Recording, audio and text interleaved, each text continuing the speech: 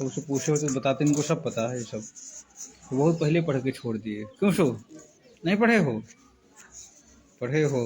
खुद दिन दिन के घर पे भी पुस्तक पढ़ रही थी।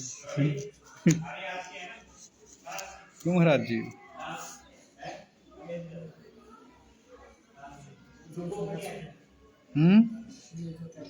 वे नहीं खुला बच्चा, बता दो उनको। 31वां 31।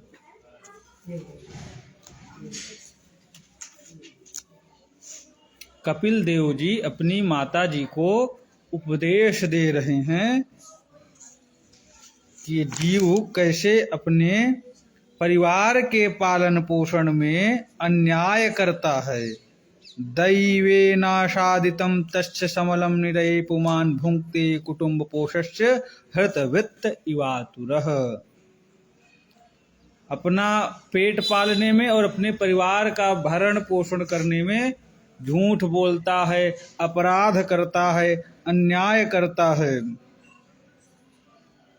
तो जो उस अन्याय करने से, अधर्म करने से जो फल मिलता है, फल क्या कुफल मिलता है, हाँ? तब नरक में जाकर के भिन्न भिन्न प्रकार के कष्टों को वो भोगता है, तब वह व्याकुल हो जाता है। ऐसे व्याकुल हो जाता है जैसे 1 वर्ष कहीं जाओ तुम दिल्ली बम्बई, कमाई करो और घर पे 1 रुपये न भेजो, सब बैग में रखते जाओ।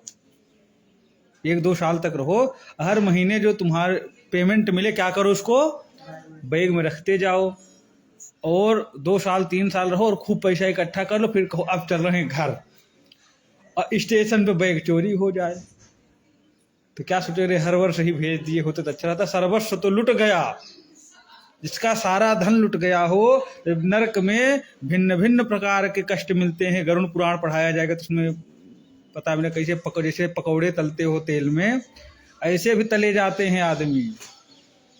न रहा जैसे कोल्हू होता है जिसमें सरसों निकाला जाता है, गन्ना पेरा जाता है, उसमें डाल करके पेरे जाते हैं मनुष्य। बहुत प्रकार के नरक हैं, ऐसे मत देखो। नरकों में प्रताड़ना कैसे मिलती है, उसको देख कर रोए खड़े हो जाएंगे। समझ में आ रहा? जो रोज कहते हो याद कर ले रहे हैं, याद कर ले, नहीं याद करते हो, इस तुम्हारे लिए स्पेशल कढ़ाई रखी गई है, रिफाइंड डाल के उसमें तले जाओगे। हाँ, हंसो मत, झूठ बोलना भी अपराध है। तब मनुष्य वहां पर अपने कर्मों को भुगतने के बाद में, फिर ये नहीं कि वहां से जो कष्ट मिला उसके बाद डायरेक्ट मनुष्य बन गए, ना ना ना। फिर मनुष्य जन्म मिलने के पूर्व जितनी भी यातनाएं हो, सूकर कुकर योनियों के जितने कष्ट हैं, उन सबको क्रम से भोग लेने पर, शुद्ध हो जाने पर फिर मनुष्य योनि को प्राप्त होता है। ऐसे ही मनुष्य नहीं बन गए हो, पहले तो जितने कर्म थे उस हिसाब से वहां कुटाई हुई, तेल में पकोड़े की तरह तले गए, गन्ने की तरह पेराई हुई, मतलब खूब कष्ट मिला कर्मानुसार।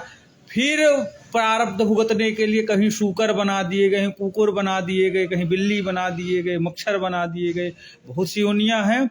उन सब को बनते बनाते फिर शुद्ध होकर मनुष्य शरीर मिलता है। कपिल देव जी कहते हैं, कर्मणा दैव नेत्रेण जंतुर्देहोपपत्तये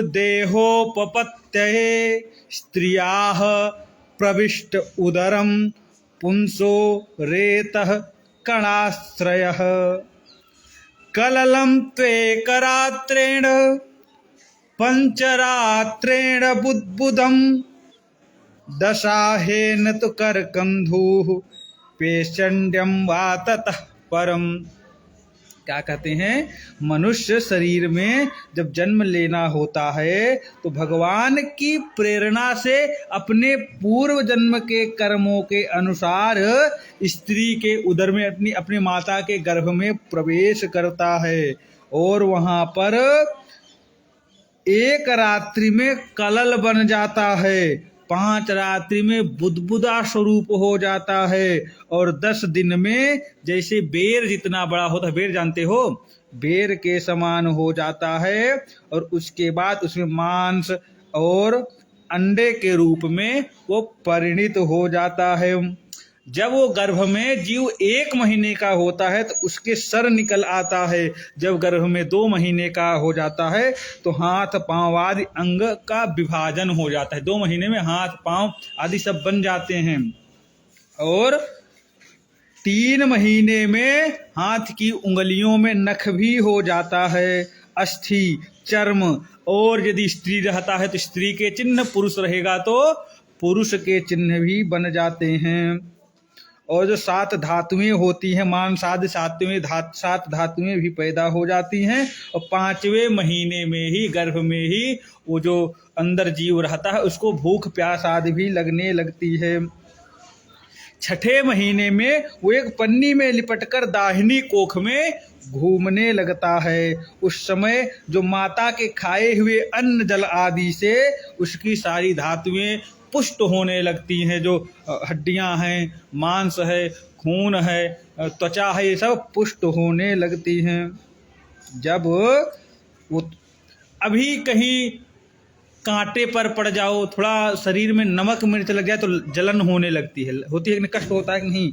जबकि अभी हम लोग कठोर हो गए हैं, परंतु गर्भ में बालक बहुत कोमल होता है। अभी छोटा सा बच्चा पैदा हो कितना कोमल रहता है, हाथ पांव एकदम लाल लाल होते हो, एकदम मुलायम मुलायम, कितना कोमल होता है कि नहीं। तो गर्भ में तो बहुत कोमल रहता है। और वहाँ पर कृमि आदि जंतुओं जो मल मूत्र के गड्ढे में पड़ा रहता है। ये थोड़ी वीआईपी वहाँ पर सोफा सेट लगा रहता है गर्भ में, मल मूत्र के गड्ढे में पड़ा होता है। और वहाँ के भूखे कीड़े कीटाणु भी होते हैं, पेट में होते हैं नहीं होते। किसी किसी के पेट में केंचुए पड़ जाते हैं, फिर उनको दवा खानी पड़ती है तो निकलते हैं, पड़ते हैं नहीं केंचुए, जो मिट्टी उट्टी खाते हैं उनके केंचुए पड़ जाते हैं। तो पेट में भिन्न भिन्न प्रकार के कीटाणु होते हैं। और वो जो जीव होता है बहुत सुकुमार होता है, हाँ, चमड़ी एकदम पतले पतले कोमल होता है। तो जो कीटाणु होते हैं उसको वहाँ नोचते रहते हैं, काटते रहते हैं। और अत्यंत क्लेश के कारण, कष्ट के कारण वो बार बार अचेत हो जाता है। जब चेतना में रहता है, देखो पाँव मारता है, पेट में उछल कूद करता है, लेकिन जब कीटाणु नोचते हैं तो अचेत हो जाता है। और जब उसकी माताजी जो खाती हैं, बढ़िया घर में समोसा बन गया, हा मिर्च 2 मिर्च लगा करके खा गई, तो वो कड़वा होता है मिर्च। और बच्चा छोटा तो उसको वो कड़वा लगेगा। नमक खाएंगे तो नमक लगेगा। अगर गर्मा गर्म दूध पिया जा रहा है, गरम गरम कोई प्रसाद पाया जा रहा है, उसको गर्म लगेगा। कहीं आइसक्रीम खाया जा रहा है तो उसको सर्दी से परेशान हो रहा। मतलब माताजी जो जो खा रही, जिस जिस प्रकार का स्वाद लिए, कटु तीक्ष्णोष्ट लवण रुक्षमालित बड़े ही मात भुक्त रूप स्पृष्ट सर्वोंगथित वेदन।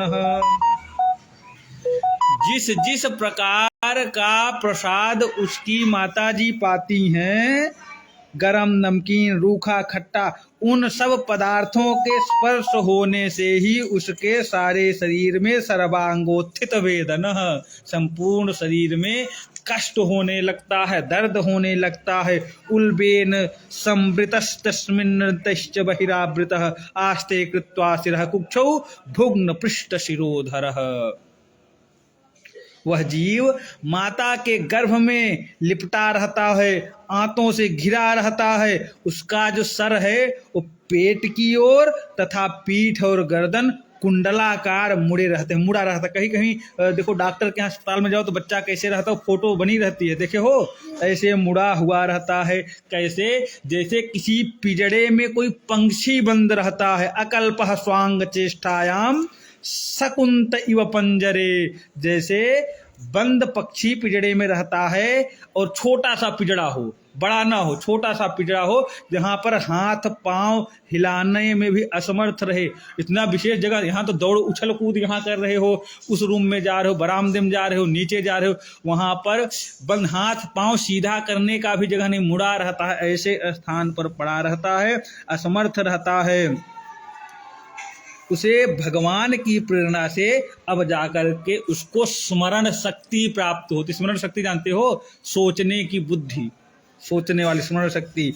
तब उस समय उसी गर्भ में उस मनुष्य को अपने पूर्व जन्म के, एक जन्म के नहीं, जन्म शतोद्भवम, सैकड़ों जन्म के कर्म याद आने लगते हैं कि हमने क्या क्या किया था। अच्छा, रास्ते में कुत्ता जा रहा था, हम तो उसको बेवजह डंडे से मारते थे, हाँ, तितली उड़ती थी उसको बेवजह पकड़ते थे, बिच्छू के डंक में रस्सी बांधते थे, क्यों शुभ?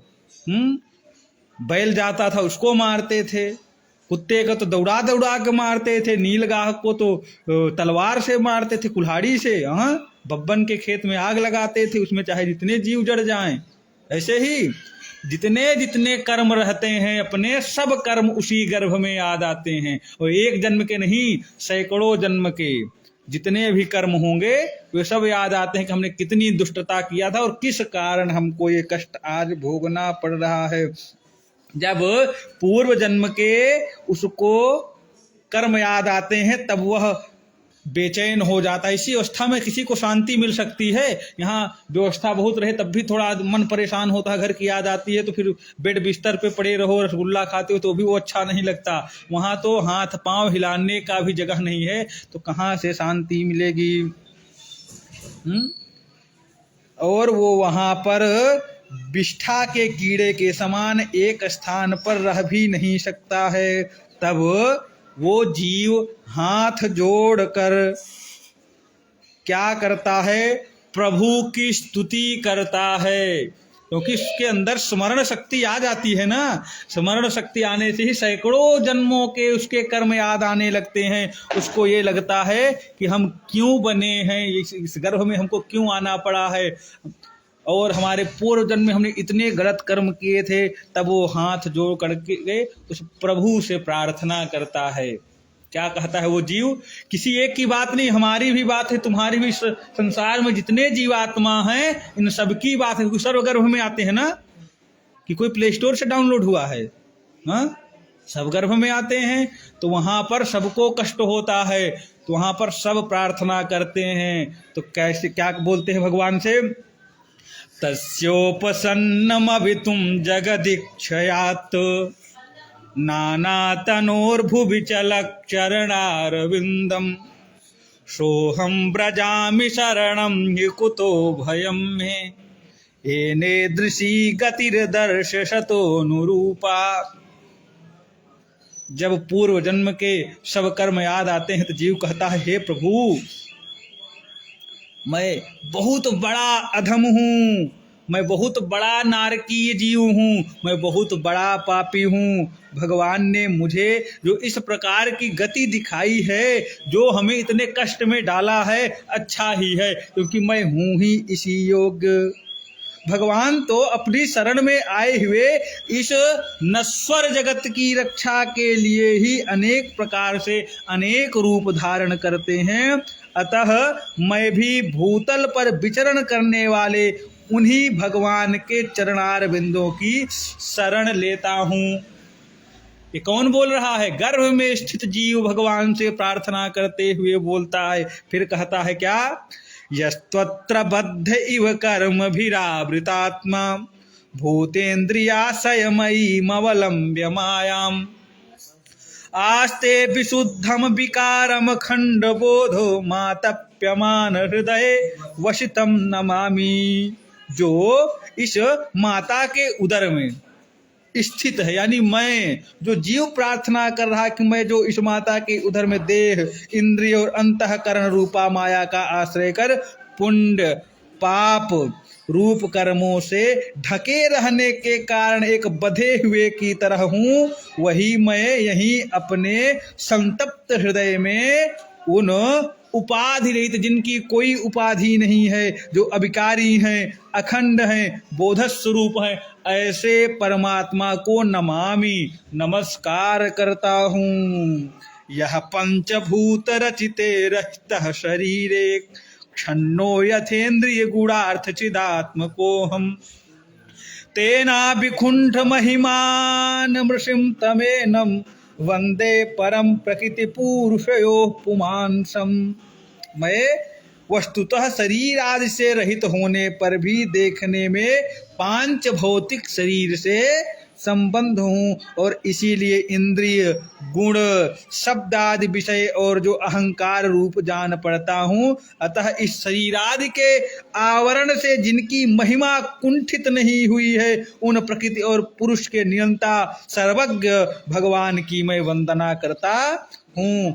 उन्हीं की माया से अपने स्वरूप की स्मृति नष्ट हो जाने के कारण ये जो जीव है वो बंधन मुक्त रहता है और संसार मार्ग में भिन्न भिन्न प्रकार के कष्टों को भोगता रहता है, झेलता रहता है।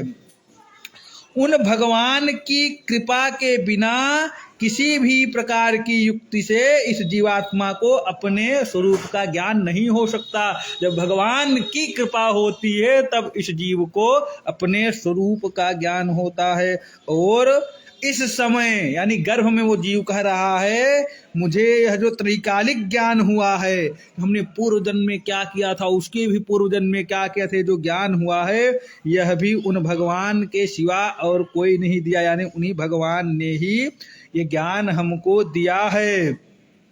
देहान्य देह विवरे जठराग्निनाश्रित विड्मूत्रकूप पतितो भृशतप्त देह इक्षन्नितो विवसितुं गणयन् स्वमासान् निर्वास्यते कृपणधीर भगवन् कदानु। भगवन, ये जो देहधारी जीव है दूसरी देह के उदर के भीतर, यानी वो जीव कह रहा है हम भी तो देहधारी हैं, लेकिन इस समय हम दूसरे जीवधारी के देहधारी के उदर के बीच में हैं, यानी अपनी माता के उदर के बीच में हैं। और वहां पर क्या है, बिड मूत्र कूप पतितो। वो कैसा हुआ लग रहा है, जैसे एक गिलास में अगर जल भरा हो, उसमें कोई चींटी डाल दो तो उसको लगेगा तो बहुत बड़े कुएं में हम गिर गए, क्योंकि चींटी छोटी सी होती है। और वो जीव भी अभी छोटा सा है, गर्भ में छोटा सा बच्चा होता है, छोटा सा है, उसको क्या लग रहा है, माता के उदर के भीतर मल मूत्र रुधिर का कुआं है और उसी में गिरा हुआ है, और उसकी जठराग्नि से इसका शरीर तप्त हो रहा है। उससे निकलने की इच्छा करता हुआ यह दिन घंटे महीने गिनता रहता है। भगवान, अब इस दिन को यहाँ से कब निकाला जाएगा? अभी तुम रूम में सुबह से शाम तक सोते रहो, सुबह से शाम तक सोते रहो, शाम में सोते हो, सुबह 8-10 बजे तक सोते रहो, न जगाया जाए कोई दिक्कत नहीं, आराम से लेटे रहोगे। परंतु अभी तुमको बंद कर दिया जाए रूम में, अगर तुम दुष्टता कर रहे हो शुभम, चलो तुमको रूम में बंद करते हैं। आधे घंटे बाद उसमें रोने लगो, गुरुजी हमको निकालो, गुरुजी निकालो। फिर घर से फोन आएगा, घर बताओ गुरुजी हमको तो 1 घंटे बंद कर। वो 1 घंटे ही भारी लगने लगेगा, लगेगा कि नहीं? 1 घंटे बंद कर दीजिए वो बहुत, और रात्रि में 10-10 घंटे सो लोगे आराम से, क्योंकि जब स्वयं सोने जाते हो स्वतंत्रता से सोते हो, कोई बंद नहीं करता। और अभी तुमको बंद किया जाएगा, परतंत्र होगे, उधर खिड़की से झांकोगे, अब खोला जाए, अब खोला, आराम, फिर नींद नहीं आई, क्योंकि बंधन रहता है। तब स्वेच्छा से थोड़ी न गया है वो जीव। जो मलमूत्र का कीड़ा होता है वो स्वेच्छा से उसी नाली में रहता है, उसको नाली से बाहर निकालो फिर कूद के उसी में चला जाए। क्यों? क्योंकि वो स्वेच्छा से, जो नाली में कीड़ा रहता है उसको निकालो, बढ़िया उसको धुलो, चंदन तिलक लगाओ, स्प्रे लगाओ, बढ़िया खूब बढ़िया वाला, कह दो अब बच्चा तुम आराम से रहो बाहर, क्या करेगा? उसको अच्छा नहीं लगेगा, कूद के फिर उसी नाली में पड़ जाएगा। क्यों? उसकी आदत तो ही है। परंतु ये जो जीवात्मा माता जी के गर्भ में है, इसको स्मृति भी हो गई है पूर्व जन्म की, कहाँ अच्छा बंधन में पड़ा हुआ, इसको अच्छा नहीं लग रहा है। तो भगवान से प्रार्थना करें कि भगवान हमको कब निकालो, निर्वास्यते कृपणधीर भगवन कदानु, हमको यहाँ से आप कब निकालेंगे? एने दृशीम गतिमसौ दशमास्य ईश संग्राहितः पुरुदयेन भवादृशेन स्वेनैव तुष्यतु कृतेन स दीननाथः को नाम तत्प्रति बिनांजिलमस्य कुर्यात्। प्रार्थना करता है, भगवान आप बड़े दयालु हैं, आप जैसे उदार प्रभु ने ही इस 10 मास के जीव को ऐसा उत्कृष्ट ज्ञान दिया है। अभी 10 महीने भी नहीं हुए ऐसे छोटे से जीव को आपने ऐसा ज्ञान दिया है। आप तो उपकार हम पर किए हुए हैं, आप हमसे प्रसन्न हो जाएं, क्योंकि आपको हाथ जोड़ने के सिवा हमारे पास कुछ है नहीं। आपने जो हम पर उपकार किया है, हम उसके बदले में आपको कुछ दे नहीं सकते, क्योंकि हमारे पास कुछ है नहीं। सिर्फ और सिर्फ हम आपको नमस्कार कर सकते हैं। आप इसी हमारे हाथ जोड़ने से ही प्रसन्न हो जाइए हे भगवान। पश्यत्ययं धिषणया ननु सप्तविवध्निः, पश्यत्ययं धिषणया ननु सप्तवध्निः, शारीरके दम शरीर्य परः स्वदेहे, यत्सृष्टयासं तमहं पुरुषं पुराणं, पश्ये बहिर्हृदय चैत्यमिव प्रतीतम्। जीव क्या कहता है कि हे भगवान, संसार के जो पशु पक्षी आदि अन्य जीव थे, अपने मूढ़ बुद्धि के अनुसार अपने शरीर में होने वाले सुख दुख आदि का अनुभव करते हैं, परंतु मैं तो आपकी कृपा से सम दमादि साधन संपन्न शरीर से युक्त हुआ हूँ। अतः आपके द्वारा दी हुई विवेकवती बुद्धि से आप पुरुष को अपने शरीर के बाहर और आत्मा की भांति बाहर और अंदर अनुभव करता हूँ। भगवान, इस अत्यंत दुख भरे हुए गर्भाशय में यद्यपि मैं बहुत कष्ट से रह रहा हूँ, तो भी इससे बाहर निकलकर संसार में अंधकूप में गिरने की इच्छा नहीं है, क्योंकि यदि संसार में कोई जीव जाता है तो वहाँ पर आपकी माया उसको घेर लेती है। यत्रोपयात मुपसरपति देव माया, वहाँ पर माया घेर लेती है, और उस माया के परिणाम के स्वरूप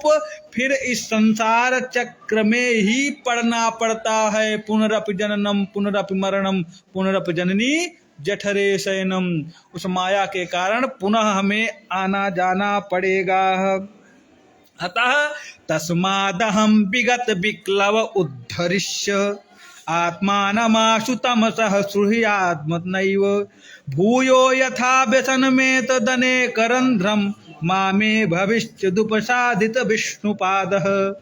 अतः मैं व्याकुलता को छोड़कर अपने हृदय में उन भगवान के चरणों के स्थापित कर अपनी बुद्धि के सहायता से अपने को बहुत शीघ्र ही संसार रूपी समुद्र से पार लगा लूंगा, जिससे मुझे अनेक प्रकार के दोषों से युक्त संसार दुख फिर प्राप्त न हो। इस प्रकार से वो कहता है कि अगर संसार में गए तो फिर माया में पड़ जाएंगे, लेकिन इस बार अब हम माया में नहीं पड़ेंगे। अब हम जाते ही खूब माला करेंगे।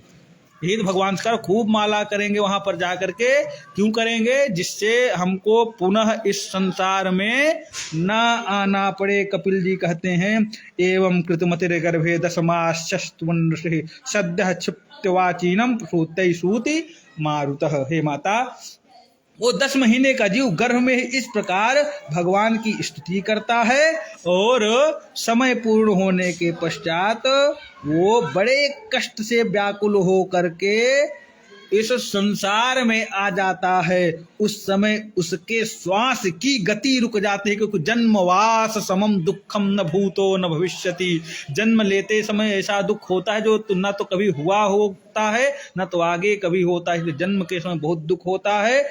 उस दुख के कारण उसकी पूर्व स्मृति जो होती है वो नष्ट हो जाती। हत स्मृति ही, जो अभी तक उसको अपने 100 जन्मों के कर्म याद आ रहे थे, हमने बहुत गलत किया था, हमने ऐसा किया था, उस कर्म के कारण हमको इस गर्भ में आना पड़ा, वो सब स्मृति उसकी नष्ट हो जाती है।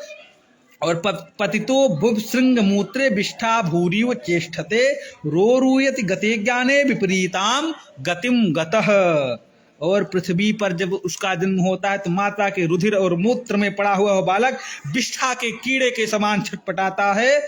और उसका जो अभी तक खूब ज्ञान था, जो भगवान की स्तुति कर रहा था कि तस्योपसन्नम जगदीक्षयात् नानातनोर्भुविचलक चरणारविंदम, हे भगवान हम आपको प्रणाम करते हैं। वहाँ पर माया घेर लेती है। हम खूब माला करेंगे, दिन भर आपका नाम जपेंगे, बस एक बार किसी प्रकार से हमको इस गर्भ से निकालिए, हम खूब आपका माला करेंगे, ऐसा भजन करेंगे कि दोबारा हमको इस संसार में आना नहीं पड़ेगा। उसका वो सारा ज्ञान नष्ट हो जाता है। अब वह विपरीत गति यानी देहाभिमान अज्ञान दशा को प्राप्त होकर बार बार जोर जोर से रोता है। अभी तो कष्ट में था, मल मूत्र आदि में पड़ा हुआ था, वहां से निकल आया, तब भी फिर रो रहा है, क्योंकि अब संसार में आ गया, उसका पूर्व ज्ञान नष्ट हो गया। फिर जो लोग इसका अभिप्राय नहीं समझते उनके द्वारा उसका पालन पोषण होता है। अभी तक भगवान को वचन देकर आया था, हे भगवान बस एक बार हमको इस कष्ट से मुक्ति करिए, इतना माला करेंगे, इतना भजन करेंगे कि दोबारा हमको इस कष्ट में संसार में नहीं आ पाए। हम खूब हमको ध्यान है, नरक में हमको वहां पर गन्ने की तरह हमारी पिराई हुई थी, अरे बड़ा कष्ट हुआ था। हाँ? जिस प्रकार से हम मेला में जाते थे समोसे खाने, समोसे कढ़ाई में तले जाते थे, वैसे हमको यमदूतों ने तला था, बहुत कष्ट हुआ था। अब एक बार बस भगवान एक बार कृपा करो, हमको इस कष्ट से हमारी निवृत्ति करो, इतना माला करेंगे, इतना भजन करेंगे, इतना पूजन करेंगे कि हमको दोबारा इस संसार में आना नहीं होगा, सिर्फ और सिर्फ आपका नाम लेंगे। ऐसी खूब बड़ी बड़ी प्रार्थना करके, खूब वचन दे करके संसार में आता है। और यहाँ पर आते ही अभी बच्चा बहुत कोमल है, कहीं किसी खाट पर उसको सुला दिया गया जिसमें खटमल आदि हैं तो उसको खटमल काटते हैं। अब उठ तो सकता नहीं, कहीं चींटे काटते हैं, अपने हाथ से अपने शरीर को भी खुजला नहीं सकता, केवल रोता है।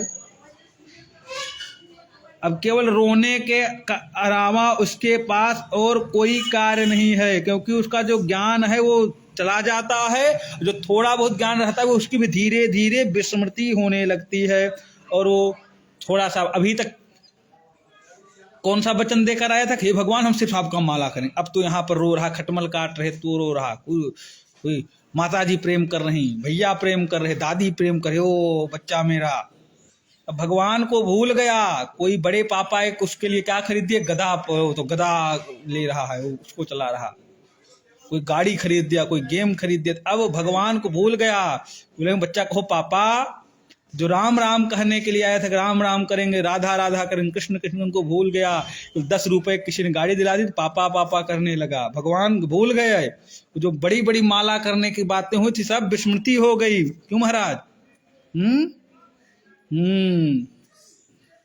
कोई सादा दूध पिला रहा नहीं अच्छा लगता, उसी में बोनवीटा मिल गया, देखो बोनवीटा होने लगा।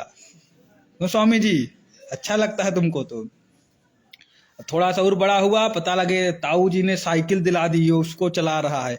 भगवान की एकदम से विस्मृति हो गई, फिर इसी संसार में लग गया, फिर पढ़ने लगा कख गंगा छछिया छठाना तथन्ना छत्रंग्या, राम राम भूल गया। इसी संसार में फिर पड़ जाता है मनुष्य। और जो भगवान को प्राप्त करने की इच्छा शक्ति